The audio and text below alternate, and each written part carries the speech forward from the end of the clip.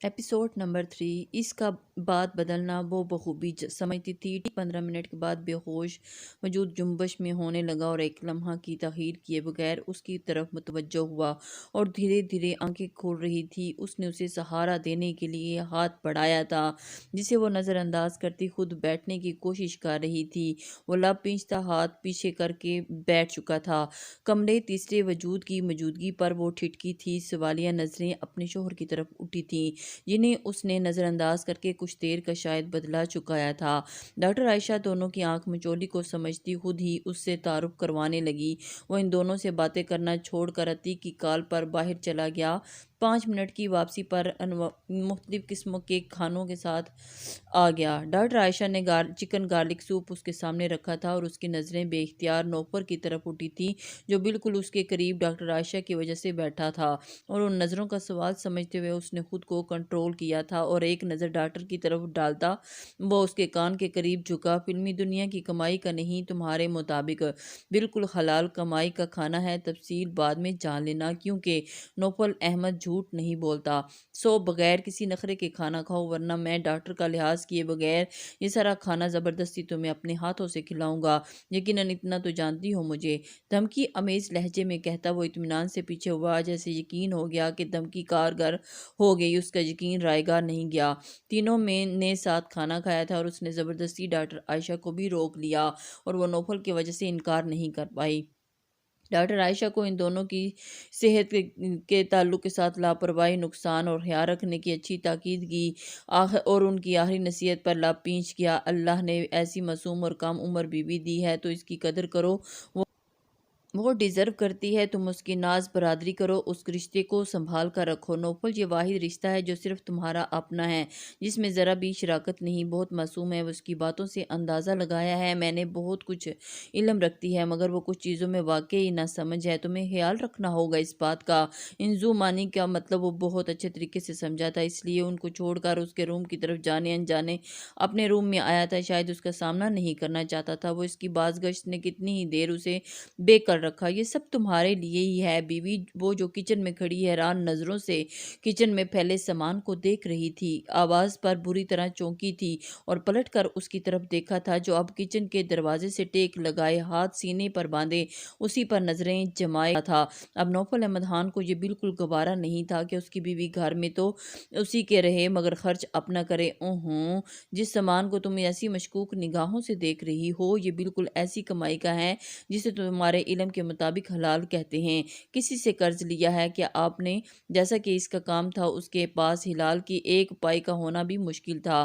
फिर ये इसने अपने शक को जुबान दी थी। सस्ते काम करने वाली पर्सनैलिटी नहीं है बीवी तुम्हारे शोहर की। चलो तुम्हें बता दूं कि ये पैसे कहाँ से आए हैं, क्योंकि इसके बाद तुम्हारा ये लेक्चर नहीं सुनना चाहता। फिल्मों में आने से पहले मैंने एक गारमेंट्स की कंपनी में जॉब की थी। उस वक्त वो कंपनी क्राइसिस में थी। वर्कर्स को 6-7 महीने की सैलरी नहीं दी गई थी। गालबन अब से 4 साल पहले जब मैं इंडस्ट्री में आया तो मैं वहाँ से बिना सैलरी लिए ही आ गया था। अब वो कंपनी अपनी असल हालत में है तो मैंने वो रकम ले ली, जो कि 3 लाख पर मुश्तमिल है। अब चूंकि मुझे हलाल का फोबिया नहीं है तो रकम मेरे लिए कोई मानी नहीं रखती। ये 50,000 का तुम्हारा किचन का काम खर्च इसलिए किया ताकि इस रकम से में तुम ज़्यादा वक्त गुजार सको, और ये 2.5 लाख रखो अपने पास, जितनी तुम्हारी खुराक है, जो तुम्हारी बुनियादी ज़रूरतें हैं। 3-4 महीने आराम से गुजर जाएंगे और इसी रकम से इस घर के पानी के कीमत देकर इसे भी हलाल कर लेना। अपनी जेब से नोटों की गड्डी निकाल कर उसके हाथ पर रखता है, एक नज़र बुत बनी अपनी बीवी पर डालता पलट कर जा चुका था। कितनी ही देर वो साकत खड़ी रही थी। या अल्लाह, क्या था ये? इसका असर रूप कौन सा है? वाकई जितने रोल ये फिल्मों में करते हैं उतने ही चेहरे हकीकत में हैं। उफ अल्लाह, वो भी हैरान सी अपने कमरे में अपने हाथ में मौजूद रकम को देखती, कभी किचन में फैले सामान को, कांच का dinner set, T set, gas cylinder के साथ मिक्सचर जूसर, दीगर खाने पकाने का राशन के साथ। उसने एक बार फिर अपने हाथ में देखा, फिर किचन पर नजर डाली और अगले इंसान से हाली घर में इसका कहका गूंजा और खुद अंदाज नहीं था वो कितना हंस रही थी। बार बार دیکھنے کا عمل دہراتی اب ہنسی سے لوٹ پوٹ ہو کر حال میں پڑے صوفے پر آلتی پالتی مارتی بیٹھ گئی۔ اپنے فون گھر لگا کر اپنی جان یعنی دادی کو اردو زبان میں بات کرنے لگی۔ بار بار ہنسی کے فوارے سے پتہ چل رہا تھا کہ آج کا موسم بڑا خوشگوار ہے۔ وہ یہ بھی بھول چکی تھی کہ اس کی شادی کس طرح ہوئی۔ آج وہ کتنے وقت کے بعد اس طرح کھل کر ہنس رہی تھی۔ اسے اپنے شوہر سے اس عنایت کی ہرگز امید تو نہیں تھی، وہ واقعی نہیں ہار پائی تھی۔ آیا جو ہوا حقیقت میں یا کوئی خواب میں، کیسا سکون ملتا ہے نا۔ اماں حیات سے باتیں کر کے کیسے کھلکھلا کر ہنس رہی تھی۔ اللہ ہمیشہ ایسے ہی ہنستا رکھے اسے نہیں تو 4 دن سے تہجد دونوں بیٹیوں کے لیے روتے دیکھ رہی ہوں۔ آج حیات سے بات کر کے کیسے سکون میں آئے ہیں۔ بس اللہ منال کا بھی پتہ دے دے، وہ افسردہ ہو گئی تھی۔ اس بات پہ غم نہ کر بہو، اللہ نے آج حیات سے بات کروا کے جو سکون دیا ہے وہی منال کا بھی دے گا۔ واقعی اماں سوچا نہیں تھا کہ اپنی زندگی میں ہی یہ حقیقت دیکھ لوں گی کہ جو حرام سے بچتا ہے بعد میں اللہ اسے بھی بچاتا ہے۔ بس اس کی ذات پہ یقین ضروری ہے۔ ہاں آج 4 دن ہو گئے اسے دیکھے، مگر اس کی باتوں سے لگتا ہے کہ ابھی بھی یہیں کہیں موجود ہے۔ اس کی آواز سن کر بس دل اس سے ملنے کو بے قابو ہو رہا ہے۔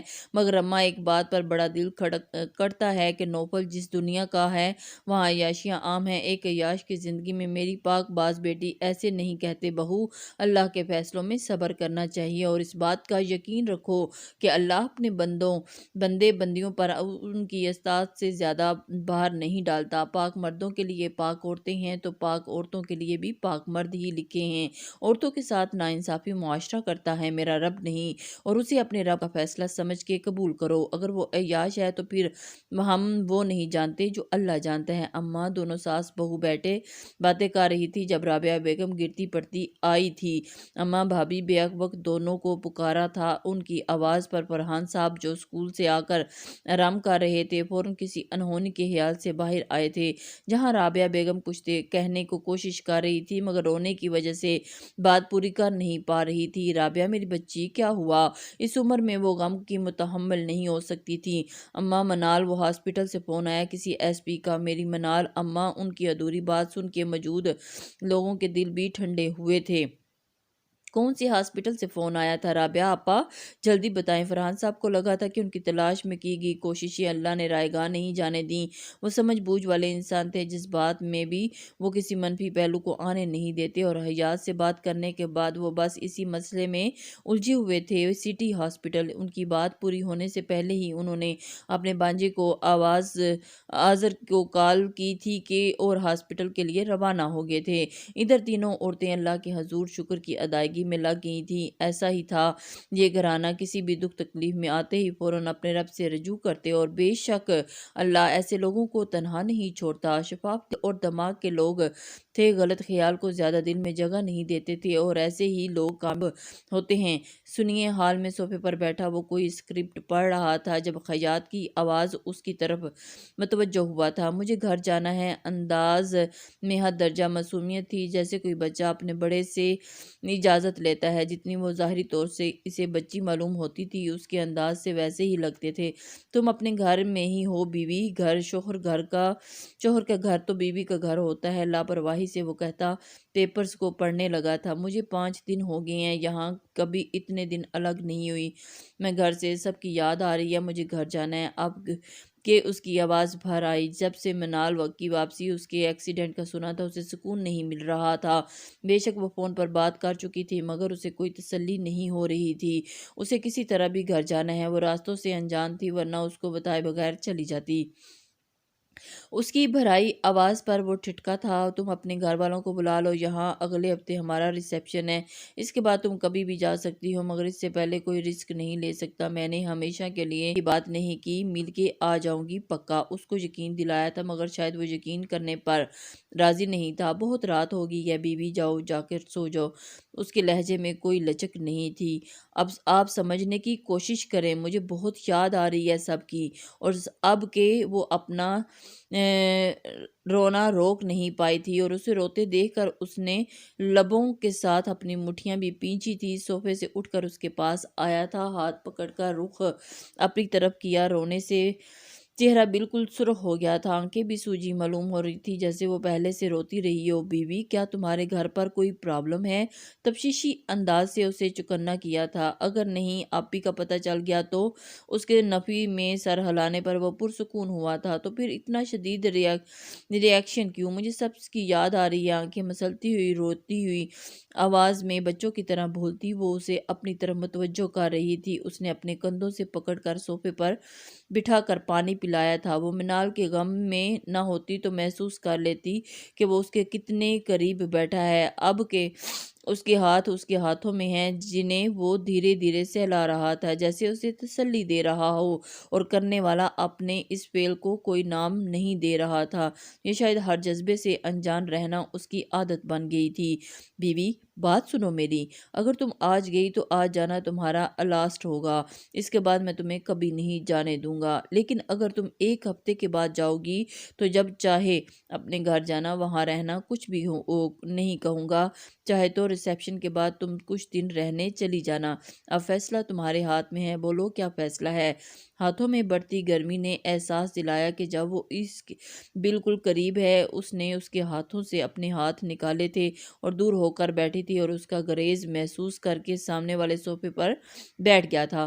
نظریں ہنوز اسی پر تھیں۔ اگر پھر آپ نے نہیں بھیجا تو میں اس آپ کو بتائے بغیر چلی جاؤں گی، اور دوبارہ کبھی آپ کے گھر میں نہیں آؤں گی، اور جب تک میرا دل کرے گا رہوں گی۔ آپ زبردستی نہیں کریں گے؟ اس کی دوسری شرط میں ہی اس کا فائدہ لگا تھا، اور اس کا کچھ بھروسہ نہیں تھا کہ واقعی ترسا دے اسے بچوں کے انداز میں شرط رکھی تھی اور اسے ڈسٹرب کر رہی تھی۔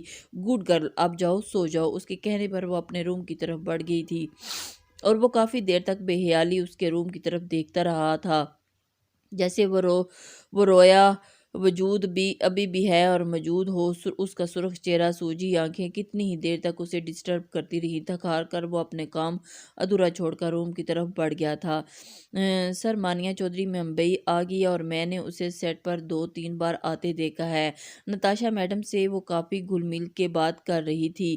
ان دونوں پر نظر رکھو، اور ریسیپشن سے پہلے انہیں میری شادی کی خبر نہیں ہونی چاہیے۔ عتیق، اگر مانیہ واپس آ گئی تو یاور بھی اس کے ساتھ آیا ہوگا۔ تم مسٹر زبیری سے کہہ دینا کہ اگر پارٹی میں ان دونوں نمونوں کو انوائٹ کیا تو نوفل احمد خان کو بھول جائیں۔ فون آف کر کے اس نے حیات کے روم کے بند دروازے کی طرف دیکھا، پھر اپنے کام کی طرف متوجہ ہو گیا۔ آج وہ خلاف معمول گھر جلدی آ گیا تھا۔ روزانہ جس وقت وہ آتا تھا، حیات اپنے روم میں چلی جاتی تھی۔ صبح میں بھی وہ اس کے جانے کے بعد روم سے باہر آتی۔ دونوں ندی کے 2 کناروں کی طرح زندگی گزار رہے تھے۔ دونوں ہی کو ایک دوسرے کا احساس نہیں تھا، اور 1-2 بار اس نے اپنے گھر جانے کی بات کی تھی، جسے اس نے 1 ہفتے تک ملتوی کر دیا تھا۔ دونوں میں بات نہ ہونے کے برابر تھی، ایک اپنے کام میں مشغول اور دوسرا اپنے آپ میں مگن۔ وہ معمول کی طرح دروازے سے ہی کوئی اپنا کوٹ نکال کر ہاتھ میں لیتا اور اسی ہاتھ سے شرٹ کے بٹن کھولتا آ رہا تھا، جب حیات میڈم کے چلانے پر وہ رکا تھا اور اس کی طرف رخ کیا تھا، جہاں وہ صوفے پر آلتی پالتی مار کر بیٹھی تھی۔ ٹیبل کو قریب کر کر اس پر رومال کو دسترخوان کی شکل دے کر بچھایا ہوا تھا، اور اس پر کھانا رکھا ہوا تھا جو ڈھکا ہوا تھا۔ میڈم، مطلب ابھی ڈنر نہیں ہوا؟ اللہ اللہ، کیا زمانہ آ گیا ہے! شرم و حیا تو رہی ہی نہیں آنکھوں پر۔ ہاتھ رکھے اس نے شرٹ کے بٹن کھولتے دیکھے کر طنز کیا تھا۔ اس میں کون سی بے شرمی ہے بیوی؟ وہ اس کا مطلب ابھی بھی نہیں سمجھا تھا۔ یہ بے شرمی نہیں تو کیا ہے؟ آپ میرے سامنے شرٹ کے بٹن کھولتے ہوئے آ رہے ہیں۔ جس طرح عورتوں کو بے پردہ تاکید کی گئی ہے، ویسے ہی مردوں کو بھی کی گئی ہے، مگر کوئی سمجھے تب نہ۔ اس کے جھنجھلا کر کہنے پر بے اختیار اس کے چہرے پر مسکراہٹ آئی تھی۔ مجھے تو پتہ ہی نہیں تھا بیوی، تم نے پہلے ہی کیوں نہیں بتا دیا، ورنہ میں تمہارے سامنے برقع پہن کر آتا۔ اس کے مذاق اڑانے والے انداز پر اس نے منہ بنایا۔ میرا وہ مطلب نہیں تھا۔ مردوں کو احتیاط کرنی چاہیے کسی کے سامنے اس طرح بیچ چھوڑا پن کرتے ہوئے، مطلب شرٹ ریموو کرتے ہوئے۔ اور اس کے سر جھکا کر وضاحت کرنے پر اس نے ایک گہری نظر اس پر ڈالی تھی۔ کیا سے واقعی اتنی معصوم ہے؟ اپنے ظاہر کی طرح اس کی گہری جانچتی نظروں کا مفہوم اسے سمجھ نہیں آیا تھا۔ بیوی، کسی کے سامنے نہیں، تمہارے سامنے۔ یہ تو چچوڑا پن کیا جا سکتا ہے نا؟ انداز میں کوئی معنی خیز نہیں تھی، پھر بھی وہ بری طرح پزل ہوئی تھی۔ استغفر اللہ، کیسی باتیں کرتے ہیں آپ! بیٹھو بیوی۔ نہیں ریموو کر رہا شرٹ، اپنے ڈنر کمپلیٹ कंप्लीट करो। और उसे बगैर खाए उठते देख कर वो बेइख्तियार उसका हाथ पकड़कर वापस इसकी जगह बिठा चुका था और खुद अपने रूम की तरफ बढ़ा था। सुनिए, उसकी आवाज़ देने पर पलटकर सवालिया नज़रों से उसे देखा था। वो क्या आपने डिनर कर खा लिया? झिझकते हुए सवाल पूछा था। मुबादा वो कुछ और न समझ ले। क्यों, कहीं तुम्हारा इरादा मेरे साथ डेट पर जाने का तो नहीं? आदत के खिलाफ उसने अलग ही तरंग में बात करता था, वजह खुद भी जानने से कासिर था। अव्वल तो बात ये होती है कि कम थी, मगर जो भी होती थी उसे अच्छा खासा जिज कर देता था। कौन सी डेट पर? उसने नासमझी से उसकी तरफ देखा। इस डेट पर जिस पर जाया जाता है, उसने वजाहत की थी। मगर किसकी डेट पर? और डेट पर कौन जाता है? उसने नासमझी के कहने पर उसने अपनी हंसी जबर करते हुए पूछा था। तुम्हें डेट का मतलब नहीं पता? वो जो उसके सवाल में उलझी उसी को देख रही थी, चौंक कर उसके दूसरे सवाल पर गौर किया था। पता है मुझे, तारीख को कहते हैं डेट। बीएससी किया है मैंने, वो भी इंग्लिश में। पता नहीं खुद को क्या समझते हैं, बच्चों को भी डेट का मतलब पता है और मुझे भी क्या गुजरा समझते हैं। इसके जवाब पर और बुलंद आवाज़ में की गई बड़बड़ाहट उसे एक फिर कहकर लगाने पर मजबूर कर गई थी। ए अल्लाह, इनका दिमाग तो नहीं फिर गया? बिना बात के जिन्नातों से शर्त लगा के हंस रहे हैं। तुम्हें सच में डेट का मतलब नहीं पता? वो यकीन नहीं कर पा रहा था, इतने एडवांस दौर में किसी को डेट का मतलब नहीं पता होगा। मैंने आपसे पूछा था आपने खाना खाया कि नहीं? आप बात को तारीख पर ले गए। खाने का क्या लिंक डेट से? ऊपर मेरा मजाक उड़ाकर जिन्नाती कह के लगा रहे हैं। नहीं करनी मुझे आपसे बात। मुंह टेढ़ा करती हुई वो इसकी तरफ से मुंह फेर गई और उसके अंदाज पर मुश्किल उसने हंसी रोकी थी। ओके बोलो, नहीं उड़ा रहा तुम्हारा मजाक। आपने खाना खाया कि नहीं? नहीं खाया। फ्रेश हो जाओ, होकर जाओ जाओ, लगा देती हूँ। तो फिर आज घर पर ही खाना खा लें। क्यों? आज पहली बार उसे खाने की ऑफर की थी, हैरानी लाजमी थी दोनों में। वो आज मुझसे खाना ना ज़्यादा बन गया और मुझसे बासी खाना नहीं खाया जाता और इसकी बेहुरमती अल्लाह को पसंद नहीं। तो अगर खा लें तो उसने उम्मीद भरी नज़रों से उसे देखा, जो बड़े गौर से उसे ऐसे सुन रहा था जैसे वो उससे मसला कश्मीर हल करने की बात कर रही हो। मसला तो वाकई है, चलो चल कर देखते हैं बीवी तुम्हारा ये मसला। वेट करो, उसने कुछ सोचते हुए कहा। वैसे बीवी, मानो या ना मानो, डेट तो कर ली तुमने मेरे साथ। उसने डिश का ढक्कन उठाते हुए फिर से कहा। मैंने कौन सी डेट कर ली और क्या है ये डेट, बताएं अब के। वो बुरी तरह जिच हुई। ये तुमने बनाया है? और रूखा कबाब खाते हुए पूछा था। जी मैंने बनाया है, मगर आप ये रूखा नहीं खा सकते। क्यों? लहजे में हैरत थी। क्योंकि ये 5 कबाब हैं और 5 चपाती। हर चपाती से एक कबाब खाएं, नहीं तो चपाती बच जाएगी और फिर कौन खाएगा बासी। वट, ये सचमुच उसकी निराली मंतक पर हैरान हुआ था। अच्छा चलो ऐसे ही खा लेते हैं, कंधा उचकाते हुए वैसे ही खाना लगा था। बरसों बाद वो इस तरह खा रहा था जैसे उसकी बीवी ही वो पहली हंसी थी जिसके साथ वो जी रहा रहा था, मगर खुद भी बेखबर था। एक बात पूछनी है। खाने के बाद टिश्यू से हाथ साफ करता वो उसकी तरफ मुतवज्जो हुआ था। हम पूछो। अंदाज सरसरी था। वो आप डेट के बारे में क्यों पूछ रहे थे? कोई मसला है क्या? कोर्ट वगैरह में दी जाती है ना डेट। और फिर इसके पहले दिन की सरगोशी याद आई थी। सीरियल किलर हूँ मैं। या अल्लाह, आपने कोई मर्डर तो नहीं कर दिया? अब जे वो चीख कर बोली। ना सिर्फ बोली बल्कि डर के उसके 10 कदम के फासले पर हुई थी। इस तरह बोलती से ही मानों में उसकी नज़र में खुद को बच्ची साबित कर गई थी। बात जितनी बचकाना थी, अंदाज उससे कहीं ज़्यादा बचकाना था और नौफल अहमद खान को लगा कि उसकी बीवी उससे कई म्यार ज़िंदगी से हटा रही है। आज जितना वो उसकी वजह से हंसा था, अपनी 27 साल ज़िंदगी में कभी नहीं हंसा था। उसकी फिल्में भी एक्शन हीरो के रोल जी ही थी। उसकी बीवी की बातें इतनी भी मजाकी नहीं थी, मगर उसके कहने के अंदाज, बार बार नाराज़गी से मुंह बनाना सीरियस बात को भी ना सीरियस बनाता था और खामहा उसके बहुत सी बातों के लाइलम होने का फ़ायदा उठाकर उसे झिझका रहा था। और वो ऐसा क्यों कर रहा था वो खुद नहीं जानता था। तुम्हें कैसे पता बीवी कि मैं मर्डर کر کے آیا ہوں۔ اس نے خوف و ہراس میں ڈوبی حجات کے قریب جا کر اس کے کانے میں سرگوشی کی تھی، اور وہ جو سوچ رہی تھی وہ اب تک کیسے یہ بات بھول رہی تھی کہ وہ ایک سیریل کلر ہے۔ وہ تو اسے نہیں پتا کیا کہانی بھی سنا چکی ہے۔ اگر اس نے اسے مار دیا تو کوئی بھی بچانے نہیں آئے گا۔ سب لوگوں کا کیا حال ہوگا؟ دادی، ماما، پاپا، پھپھو اتنی زور سے چیخی تھی کہ اسے منہ پر ہاتھ رکھنا پڑا تھا۔ اف بی بی، کیا ہو گیا؟ مذاق کر رہا تھا؟ نہ میں کوئی سیریل کلر ہوں، نہ مرڈر کر کے آیا ہوں، اور جس ڈیٹ کی میں بات کر رہا تھا وہ گھر سے باہر جا کر جو کپل اکیلے کھانا کھاتے ہیں اسے ڈیٹ کہتے ہیں، سمجھی مائی لٹل بیوی، اور اس کے سر پر ہلکی سی چپت لگاتا جانے کے لیے پلٹا تھا۔ تو کیا آپ نے کوئی مرڈر نہیں کیا؟ یعنی آپ واقعی سیریل کلر نہیں؟ ڈرتے ڈرتے خود کو یقین دلانے کی کوشش کی تھی۔ اس کی بات سن کر وہ پھر سے اس کے قریب آیا تھا اور ایک بات سمجھا دی، بیوی، تم شیرنی کی کھال میں بلی بھی نہیں چوہیا ہو۔ کی کوئی نہیں، میں ڈرتی تھوڑی ہوں آپ سے۔ سچ میں نہیں ڈرتی؟ اس نے اس کے گلے کی طرف ہاتھ بڑھاتے ہوئے پوچھا تھا، اور اس کی توقع کے عین مطابق وہ چیختی، اسے دھکا دیتی اپنے روم میں بھاگتی گئی۔ وہ کتنی دیر وہاں کھڑا ہنستا رہا، اپنے روم میں بیٹھا۔ وہ کچھ دیر پہلے حیات کے ساتھ لمحوں کو سوچ رہا تھا، یہ کیا کر رہا تھا؟ بے وجہ بات بڑھائی اور پھر اسے زج کیا، بلا ارادہ، بلا وجہ کیوں پریشان کر رہا تھا اسے؟ اور یہ لڑکی سب دھوکہ فریب، تم کس کے ساتھ اپنے خاص انداز نہیں بانٹ سکتے؟ نوفل احمد خان، یہ تم کس ڈگر پر چل رہے ہو؟ کیا تم بھول گئے کہ یہ شادی تم نے کیوں کی؟ منال وجہ جانتی تھی اور اسے کچھ نہیں پتا۔ جتنا بے تحاشا وہ کچھ دیر پہلے ہنسا تھا، تنہا ہوتے ہی اتنی اذیت میں ڈوب رہا تھا۔ نوفل احمد خان، تم نے شادی زندگی گزارنے کے لیے نہیں، کسی کو باور کروانے کے لیے کی تھی، کسی کو منہ توڑ جواب دینے کے لیے کی تھی، کسی الزام سے بچنے کے لیے کی تھی۔ کتنی دیر خود کو وہ باور کرواتا رہا تھا، اور شاید اس کا دل سمجھا تھا وہ جو پھر سے پہلے دن جیسا ہو گیا تھا۔ خود حیات بھی اس کے سامنے آنے میں گریز کرتی تھی۔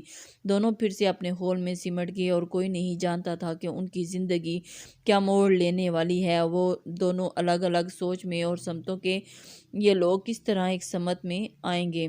اشراق کے بعد وہ کروٹیں بدل بدل کر سو گئی تھی، تھک گئی تھی، پچھتی کیوں تھی وجہ جاننے کی قاصر تھی، اور پھر گھر پہ یہ سب بات کر چکی تھی۔ صبح صبح پھر بھی سکون میسر نہیں آیا، سمجھ نہیں پا رہی تھی کہ ایسا کیوں ہو رہا ہے۔ شام میں اس کا ریسیپشن تھا اور گھر سے کوئی آنے والا نہیں تھا، کیونکہ منال کی طبیعت کافی خراب تھی اور اس کے پاپا اس کو لینے آنے والے تھے۔ احمد سے بات بھی کر لی تھی، مگر بے چینی بڑھتی جا رہی تھی۔ تھک ہار کر وہ کچن میں آ گئی اور سوجی کے چھلنے بنانے کی تیاری کر رہی تھی۔ صبح صبح اس نے کچھ نہیں کھایا تھا، مگر بے چینی سے بچنے کے لیے خود کو مصروف کرنا سمجھتی تھی، اور اس کی عادت تھی کام کرتے کرتے ہلکی آواز میں یاسین پڑھتی اور توبہ استغفار کا درود کرتی۔ یاسین پڑھ رہی تھی جب نوفل احمد خان کچن میں داخل ہوا۔ روزانہ اسی وقت اسٹڈی میں جاتا تھا۔